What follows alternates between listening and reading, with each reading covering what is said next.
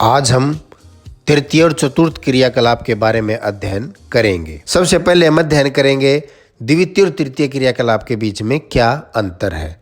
आपने पिछले अध्याय में पढ़ा था कि द्वितीय क्रियाकलाप हम उन्हें कहते हैं जो प्राथमिक क्रियाकलापों से जो उत्पाद बन के तैयार होते हैं उनको कच्चे माल के रूप में प्रयोग करके कोई नई निर्मित वस्तु का निर्माण करते हैं, उन्हें हम द्वितीय क्रियाकलाप बोलते हैं।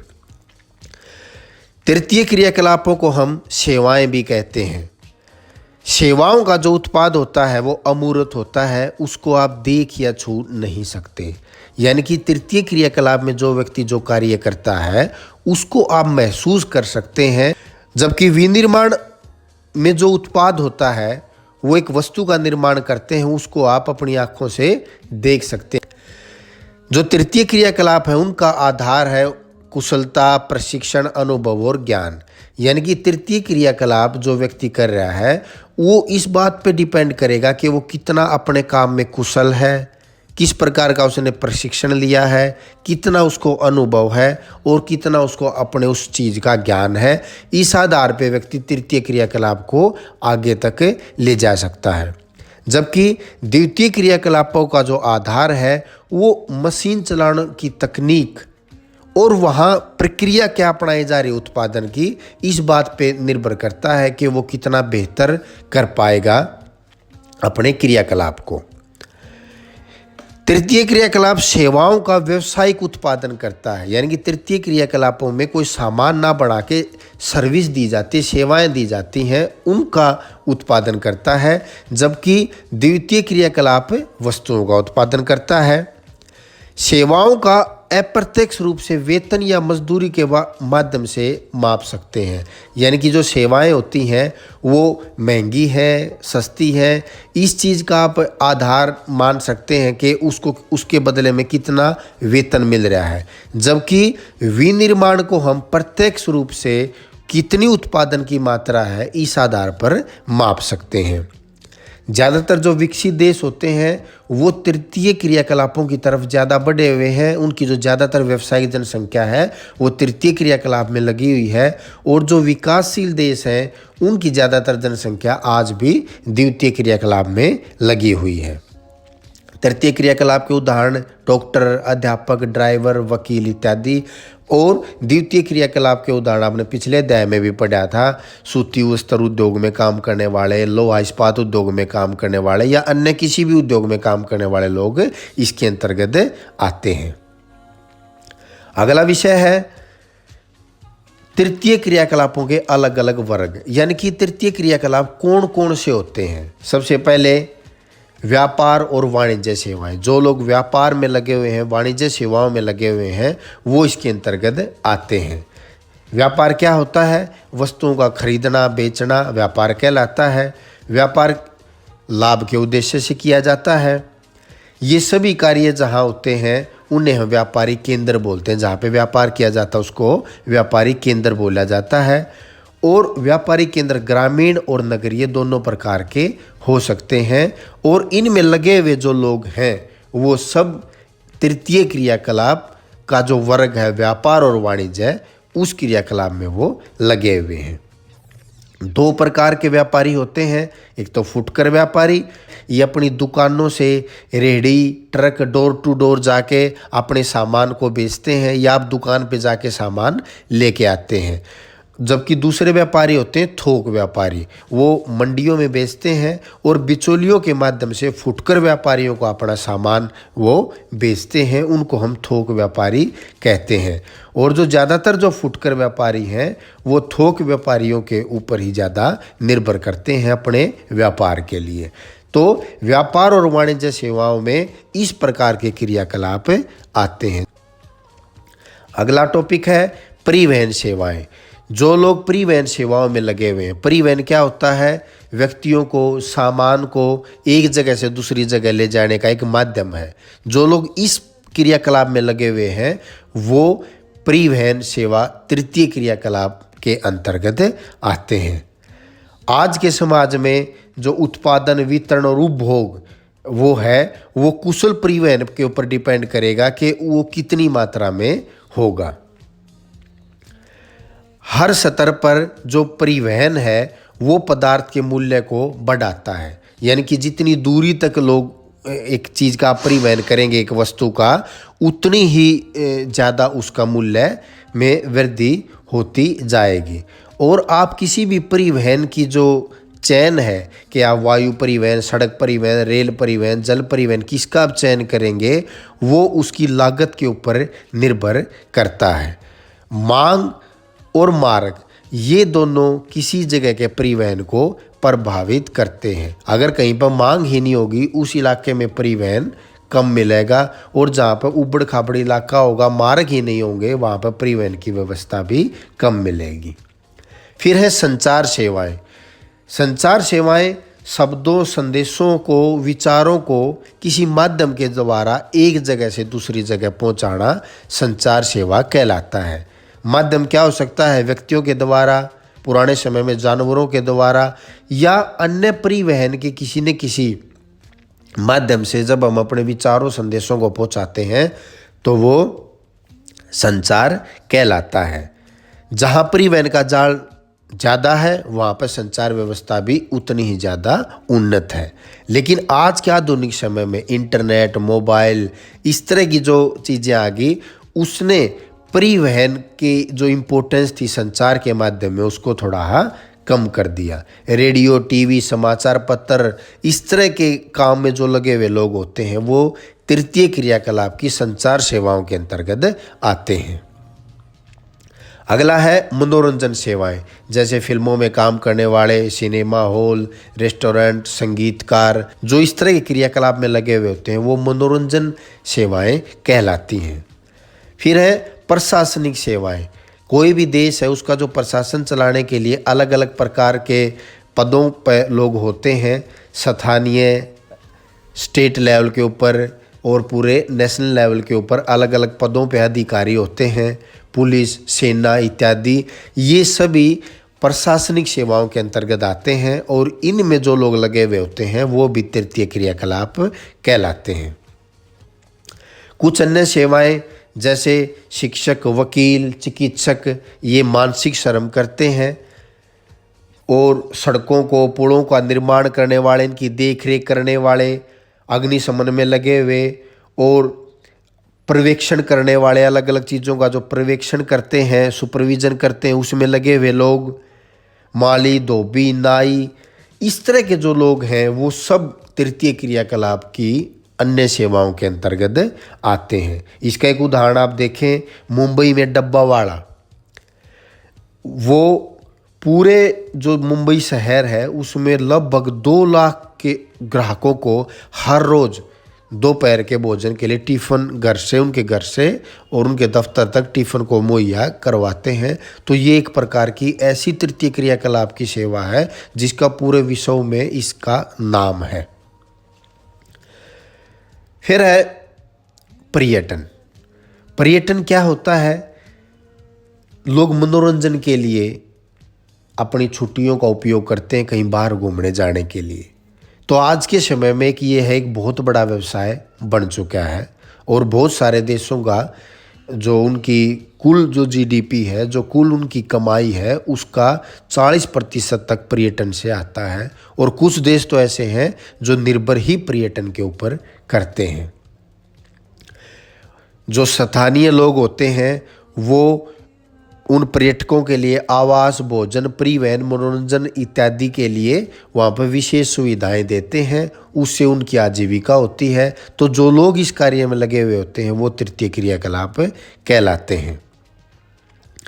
इसे जो फुटकर व्यापारी होते हैं, जो शिल्पी होते हैं, जो हाथ से कोई चीज़ें बनाते हैं, तो उनका जो रोजगार है वो भी बढ़ता है। यानी कि पर्यटन जो तृतीय क्रियाकलाप है वो द्वितीय जो क्रियाकलापों को ऊपर भी प्रभाव डालता है। कुछ क्षेत्रों में पर्यटन मौसमी होता है, जैसे शिमला, इस तरह के जो ठंडे इलाके हैं वहाँ पे जाते हैं अपनी छुट्टियों में। तो अलग अलग प्रकार के पर्यटन के जो क्षेत्र हैं, जैसे भूमध्य सागर है, उसका जो तटीय क्षेत्र है वही गर्म स्थान है, तो ठंडे इलाकों से लोग वहाँ पर घूमने के लिए आते हैं। इसी प्रकार भारत का पश्चिमी तट, सर्दियों में होने वाले खेल जो पहाड़ी क्षेत्रों में होते हैं, राष्ट्रीय उद्यान, ऐतिहासिक स्थल जैसे अपना आगरा है, जयपुर है, दिल्ली में बहुत सारे ऐसे ऐतिहासिक किले हैं, उनको देखने के लिए लोग जाते हैं। पर्यटन किस बात पर डिपेंड करता है कि पर्यटन ज़्यादा वहाँ पर बढ़ेगा या कम रहेगा?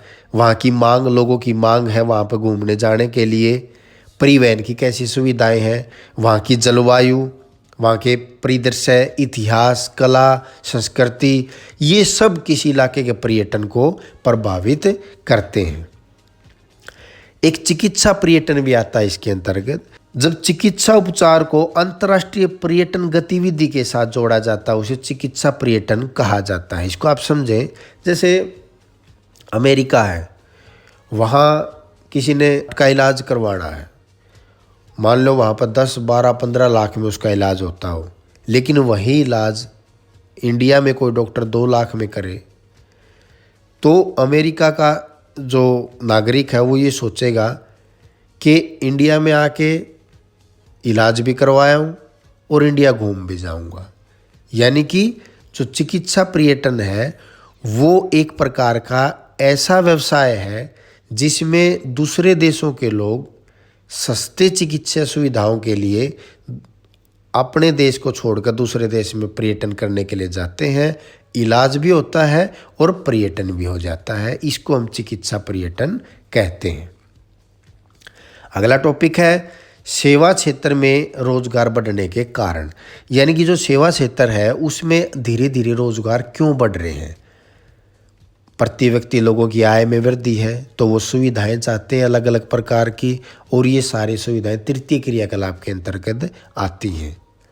बढ़ती व्यवस्था, लोगों के पास समय की कमी है, इसलिए बहुत सारे जो व्यवसाय हैं, जैसे हमने पीछे पढ़ा जो डिब्बा वाला का जो व्यवसाय था वो इसी तरह की व्यस्तता के कारण ही आगे आया है। जनसंख्या की आयु संरचना, जिस देश में ज़्यादा वृद्ध लोग होंगे वहाँ पर चिकित्सा सुविधाएं, अब हर कोई व्यक्ति मेडिकल हॉस्पिटल तक नहीं पहुँच पाता, तो बहुत सारे लोग क्या करते हैं अपने घर पे डॉक्टर को बुलाते हैं, उनकी देखभाल करते हैं। तो एक नए प्रकार का व्यवसाय इसके अंतर्गत शुरू हो गया। तो ये कुछ कारण हैं। कुशल और शिक्षित श्रम की मांग, बहुत सारे ऐसे व्यवसाय हैं जिनमें एक अलग प्रकार की कुशलता कुछ समय के लिए चाहिए होती है, तो उन लोगों को तृतीय क्रियाकलाप के अंतर्गत रखा जाता है। अप्रत्यक्ष उत्पादन में लगे कामगारों की मांग। अप्रत्यक्ष उत्पादन का मतलब होता है जिनको हम, एक तो संगठित और एक असंगठित क्षेत्र होता है जिनका ज़्यादा रिकॉर्ड नहीं होता मतलब काम करने का सरकार के पास, तो उस तरह के बहुत सारे ऐसे व्यवसाय हैं जिनका बढ़ावा बहुत ज़्यादा मिला जाए। सार्वजनिक क्षेत्र का आकार जितना बढ़ता जाएगा, प्रशासन, सरकार का जो प्रशासनिक व्यवस्था जितनी ज़्यादा बढ़ती जाएगी उतने ज़्यादा हमने प्रशासनिक अधिकारी कर्मचारियों की आवश्यकता होगी, तो इस कारण से भी जो तृतीय क्रियाकलाप है वो बढ़ता जा रहा है। अगला है चतुर्थ क्रियाकलाप। चतुर्थ क्रियाकलाप विशेष तौर पर जो तृतीय क्रियाकलाप का ही उच्च स्तर हम इसको हम कह सकते हैं, जो विशेष तौर पर जो ज्ञान आधारित क्रियाएं हैं वो इसके अंतर्गत आती हैं। इसमें क्या आता है? सूचना का संग्रहण, उत्पादन और प्रसार। ज़्यादातर चतुर्थ क्रियाकलाप में लगे हुए व्यक्ति उन्हें माना जाता है जो अनुसंधान, शोध, रिसर्च इत्यादि का कार्य करते हैं। सूचना प्रौद्योगिकी। सूचना प्रौद्योगिकी अनेकों टेक्नोलॉजी का एक संयुक्त रूप है। इसमें कंप्यूटर, माइक्रो इलेक्ट्रॉनिक्स, टेलीकम्युनिकेशन और ब्रॉडकास्टिंग, ये सब मिलके एक क्रिया को करने में आसानी करते हैं। इसको सूचना प्रौद्योगिकी कहा जाता है। सूचना प्रौद्योगिकी की सहायता से अनेकों आविष्कार हुए हैं, नए नए प्रयोग हुए हैं शिक्षा के क्षेत्र में, स्वास्थ्य, परिवहन, खनन, निर्माण इत्यादि के क्षेत्र में। तो इस सूचना प्रौद्योगिकी का बहुत महत्व है और ये चतुर्थ क्रियाकलाप का ही एक अंग है। पंचम क्रियाकलाप, उच्चतम स्तर के निर्णय लेने वाले, नीतियां निर्धारित करने वाले जो लोग होते हैं वो इसके अंतर्गत आते हैं। ये विचारों की रचना, उनका पुनर्गठन, आंकड़ों की व्याख्या करना, उनका विश्लेषण करना और उस आधार पे भविष्य की योजनाएं बनाते हैं, नीतियां बनाते हैं, वो पंचम क्रियाकलाप के अंतर्गत आते हैं। और इनको गोल्ड कॉलर यानी कि स्वर्ण कॉलर व्यवसाय के नाम से भी जाना जाता है। ये तृतीय क्षेत्र के एक और उप विभाग हैं। इसमें वरिष्ठ व्यावसायिक अधिकारी, आप बड़ी बड़ी कंपनियों के सीईओ होते हैं, वो इसके उदाहरण हैं। सरकारी अधिकारी, वैज्ञानिक, वित्तीय और कानूनी सलाहकार, ये सब इसके अंतर्गत आते हैं। अगला टॉपिक है आउटसोर्सिंग या बाह्य स्रोतन। इस शब्द को देखें हम, आउट यानी कि बाहर से, स्रोत यानी कि बाहर के स्रोत से, यानी कि कोई कंपनी किसी बाहर की एजेंसी को ठेका देती है, बाहर की एजेंसी से कोई कार्य करवाती है अपनी लागतों को, खर्च को कम करने के लिए, तो वो बाह्य स्रोतन कहलाता है। ये आज के समय का एक नया प्रकार का क्रियाकलाप है जो धीरे धीरे टेक्नोलॉजी की सहायता से बहुत ज़्यादा बढ़ रहा है।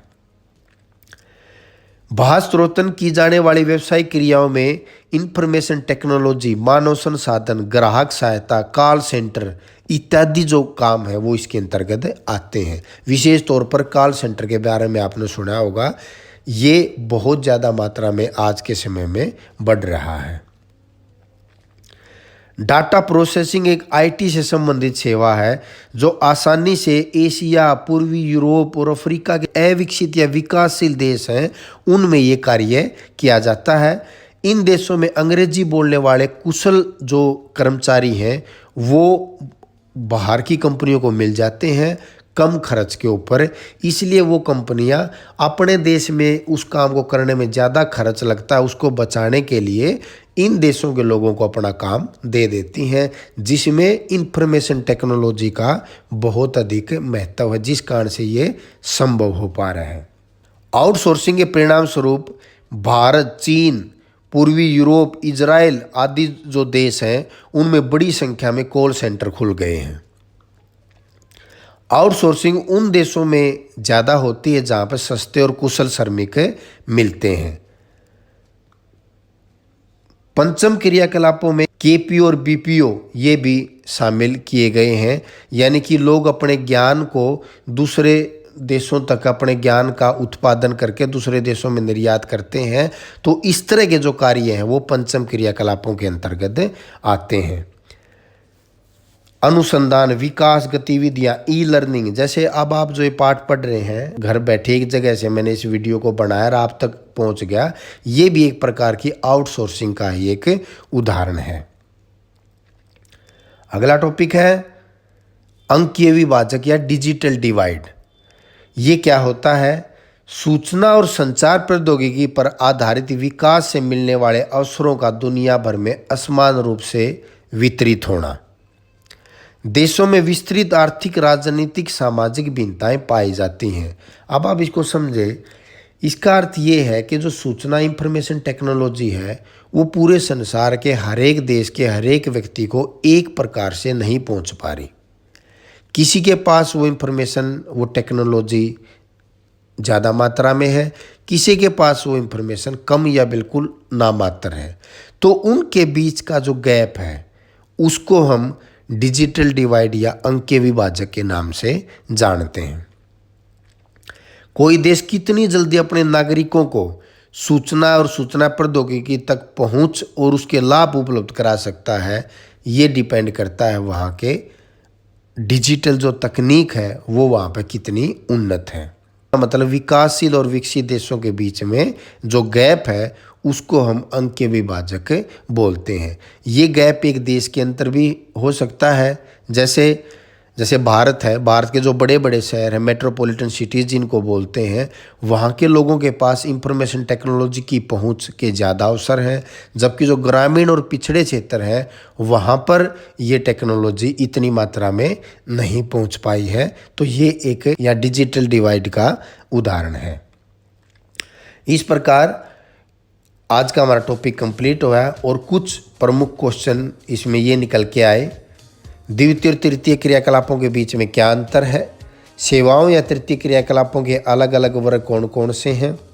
आपसे क्वेश्चन पूछा जा सकता है कि व्यापार और वाणिज्य सेवाएं क्या होती हैं, परिवहन सेवाएं, संचार सेवाएं, मनोरंजन सेवाएं, प्रशासनिक सेवाएं किन्हें कहते हैं, या कोई पर्यटन के ऊपर ही कोई एक विशेष तौर पर कोई 3 या 4 नंबर का क्वेश्चन आ जाता है कि पर्यटन क्या होता है, किन कारणों से प्रभावित होता है, सेवा क्षेत्र में ज़्यादा रोजगार क्यों बढ़ रहे हैं, इसके पीछे क्या कारण है, चतुर्थ क्रियाकलाप किन्हें कहते हैं, इंफॉर्मेशन टेक्नोलॉजी क्या है और ये चतुर्थ क्रियाकलाप को बढ़ावा देने में किस प्रकार से योगदान दे रही है, पंचम क्रियाकलाप क्या होते हैं, आउटसोर्सिंग किसे कहा जाता है, और डिजिटल डिवाइड अंकीय विभाजक ये क्या होते हैं।